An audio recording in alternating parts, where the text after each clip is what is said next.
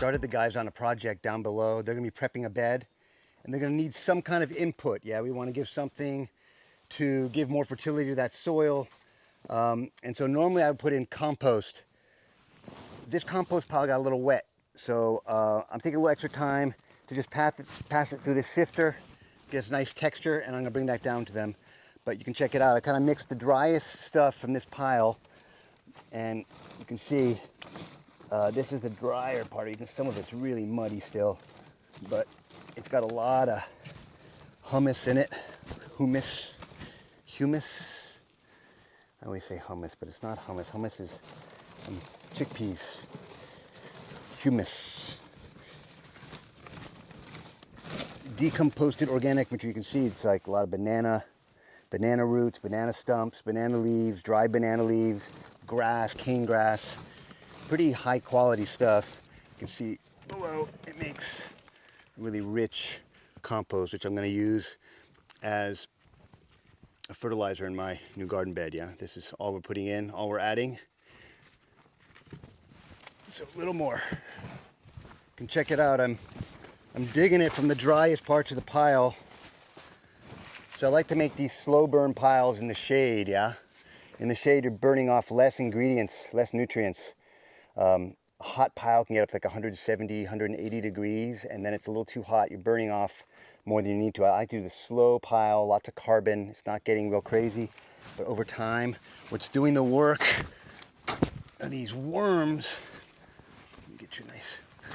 And right now, they're going overtime to break up the remainder. Can you see that? Yep. The remainder of what's in there. Yeah. In some of these clumps, I'll get, 10 worms in a little mini area.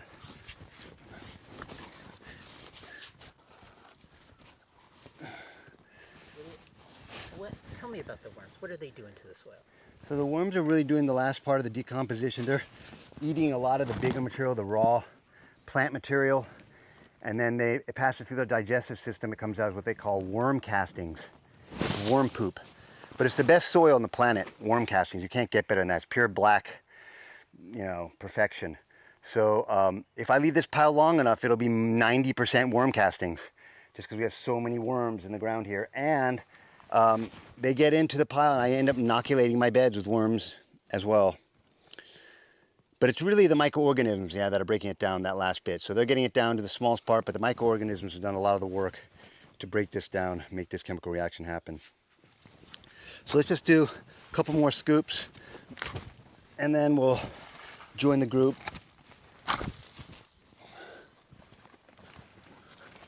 We're gonna prep this bed, and there was a trellis of beans that I had Kevin take down, and now Nana is pulling off all the beans. Those are going to be planting material. We purposely make the trellises a little high,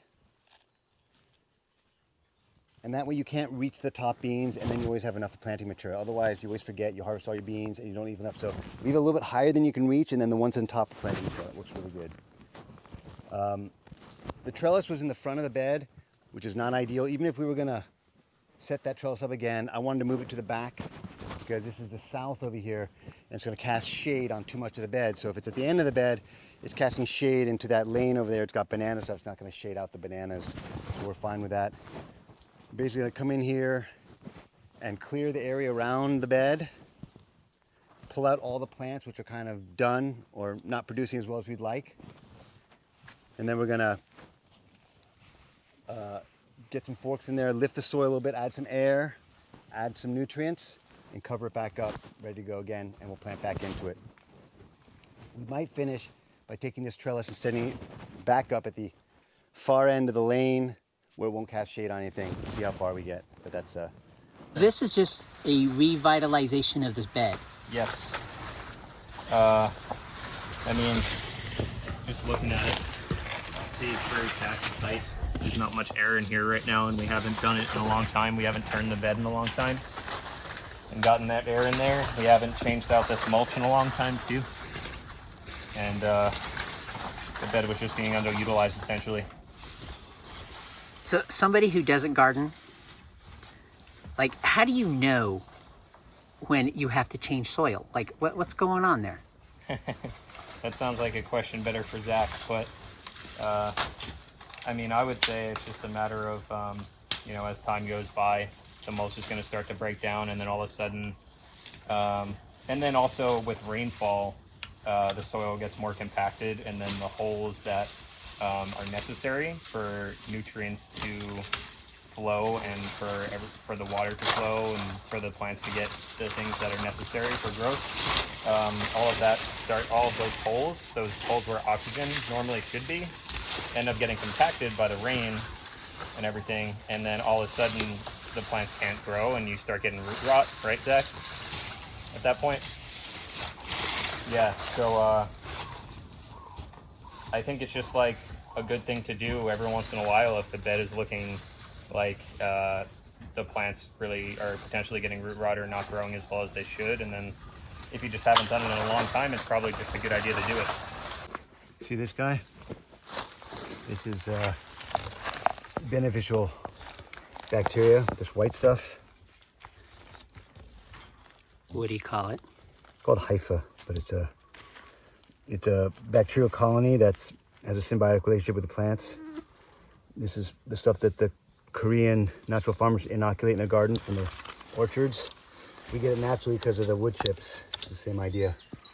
Is it similar to like mushroom mycelium or connecting? Yes, it is in that it's because it's from this, it is fungal. It's actually not bacterial, it's fungal.